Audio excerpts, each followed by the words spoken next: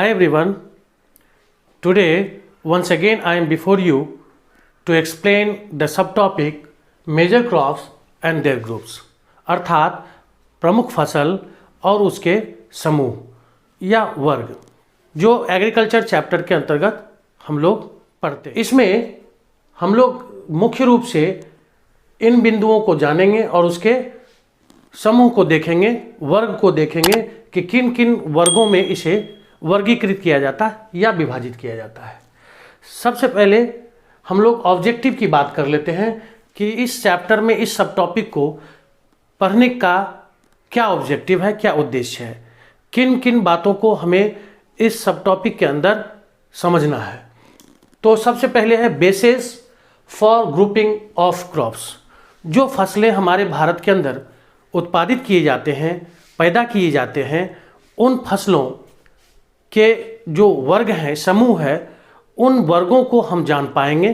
साथ ही साथ major crops grown in India, जो भारत के अंदर उत्पादन किए जाने वाले प्रमुख फसलें, उसके बारे में हम लोग जान पाएंगे कि कौन कौन से फसल यहाँ उगाए जाते हैं, पैदा किए जाते हैं। तो आइए हम लोग जानते हैं कि हमारे देश के अंदर जो क्लाइमेटिक वेरिएशन है, जलवायविक अंतर और मृदाओं की विभिन्नताएं जो हैं, अलग अलग भागों में अलग अलग तरह की मृदाएं मिलती हैं।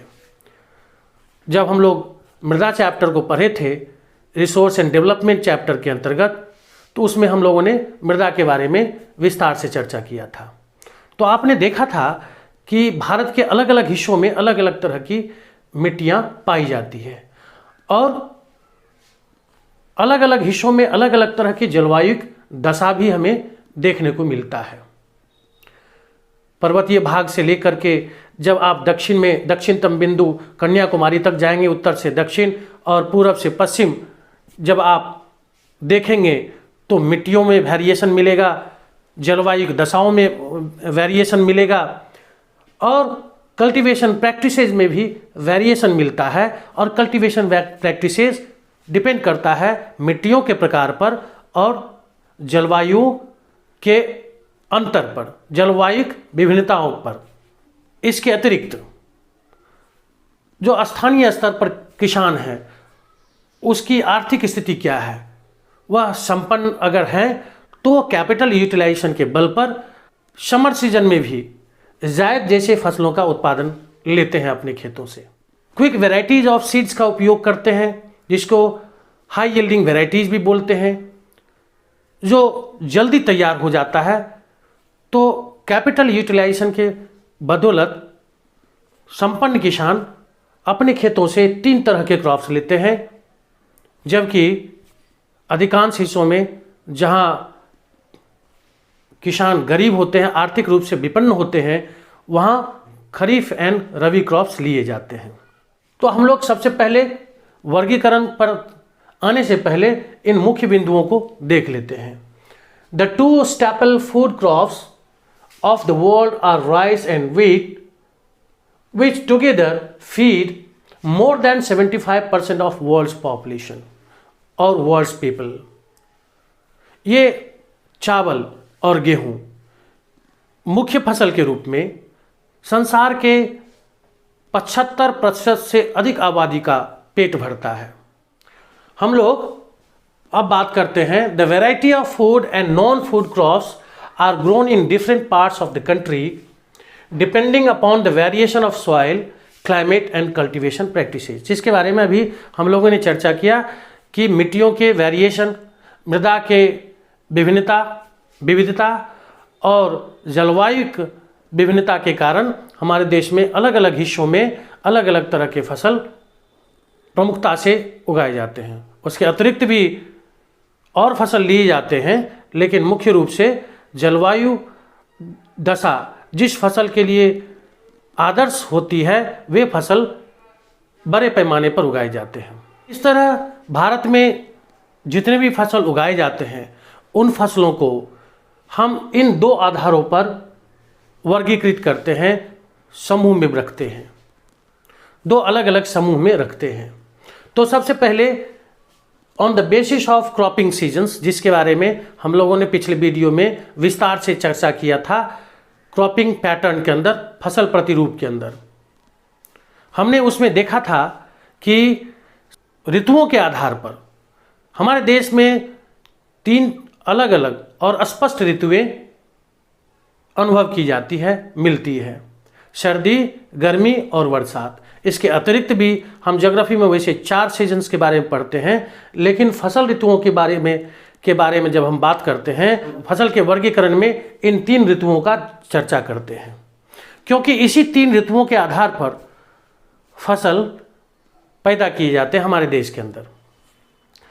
तो अगर क्रॉप्स की बात करते हैं तो हमारे देश में ये 3 तरह के क्रॉप्स हैं, खरीफ क्रॉप्स, रबी क्रॉप्स एंड जायद क्रॉप्स, जिसके बारे में हम लोगों ने पिछले वीडियो में विस्तार से चर्चा किया था।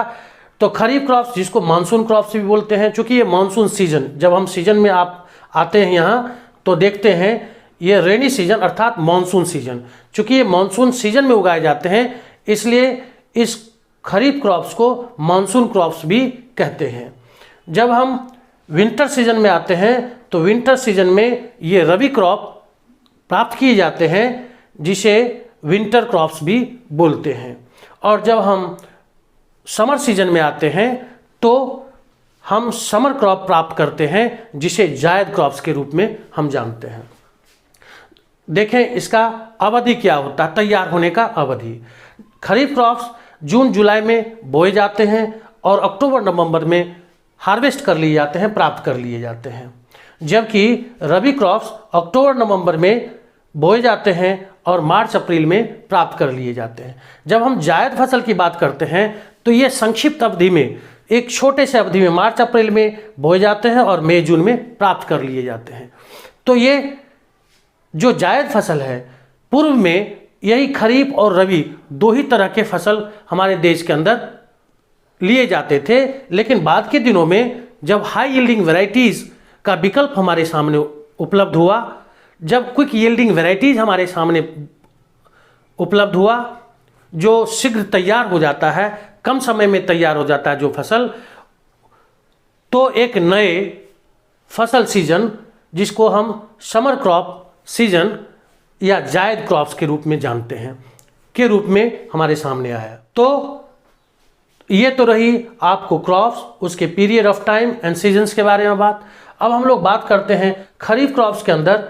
ये मेजर क्रॉप्स है, राइस, मेज, ज्वार, बाजरा, जिसे सीरियल्स के कैटेगरी में रख सकते हैं। जब हम मूंग, उड़द, अरहर इत्यादि की बात करते हैं तो ये पल्सेज के अंतर्गत हम इसे रखते हैं। इसके अतिरिक्त कॉटन, जूट, जो कैश क्रॉप्स है, और फाइबर क्रॉप्स और कैश क्रॉप्स, इसे दोनों रूप में हम लोग पढ़ते हैं। जब हम रबी क्रॉप्स की बात करते हैं तो उसमें मेजर क्रॉप्स है wheat, barley, masoor, peas, mustard, linseed and rapeseed. Wheat के साथ आप प्रायः खेतों में सरसों के फसल भी लगे देखते होंगे, जो मनोरम दृश्य उपस्थित करता है। तो इसी सीजन में व्हीट और मस्टर्ड का खेत का अलग से भी उत्पादन होता है, और व्हीट के साथ भी लोग इसका उत्पादन प्राप्त करते हैं। तो ये हुई रबी क्रॉप्स के मेजर क्रॉप्स। जब हम जायद क्रॉप्स की बात करते हैं तो इसके अंतर्गत मेजर क्रॉप्स है राइस, मेज, मूंग, ग्राउंडनट, और ये तो हो गए आपको सीरियल्स। और इसके अंतर्गत वेजिटेबल्स एंड फ्रूट्स के अंतर्गत जो प्राप्त किए जाते हैं वो है pumpkin, cucumber, watermelon, muskmelon etcetera. ये सारे जो फसल हैं ये जायद क्रॉप्स के अंतर्गत प्राप्त किए जाते हैं। अब हम लोग बात करेंगे on the basis of food and non food. खाद्य और अखाद्य फसल के आधार पर ये फसलों को इन 6 समूह में बांटते हैं, इन 6 वर्ग में बांटते हैं। इसे आप उपयोगिता के आधार पर भी बोल सकते हैं कि ये जो है सीरियल्स, जो खाद्य पदार्थ है, इसकी उपयोगिता है भोजन के रूप में इसे लिया जाता है। पल्सेस, जिसे दलहन बोलते हैं, तो दलहन के अंदर मूंग, अरहर, मसूर इत्यादि प्राप्त करते हैं। ऑयल सीड्स अर्थात तिलहन, या तो तिलहन के अंतर्गत मस्टर्ड, रेपसीड इसके अंतर्गत आते हैं। जब हम फाइबर क्रॉप्स की बात करते हैं तो इसमें जूट एंड कॉटन्स आते हैं, जो बाद में ये कैश क्रॉप्स के रूप में भी इसे हम पढ़ते हैं। बेवरेज क्रॉप्स, पेय फसल, जैसे टी, कॉफ़ी। जब हम कैश क्रॉप्स की बात करते हैं तो इसमें टी, कॉफ़ी और रबर इत्यादि शामिल होते हैं। ये मुख्य रूप से आपको प्लांटेशन एग्रीकल्चर के अंतर्गत उत्पादित किए जाते हैं। साथ ही ये कॉमर्शियल क्रॉप्स के अंतर्गत भी रखे जाते हैं। अगले वीडियो में हम लोग सीरियल्स का एक एक करके अध्ययन करेंगे, जैसे चावल का अध्ययन करेंगे, फिर गेहूं का अध्ययन करेंगे, और इस तरह से बारी बारी से सभी तरह के फसलों का, मुख्य फसलों का अध्ययन करेंगे। आज के क्लास में इतना ही।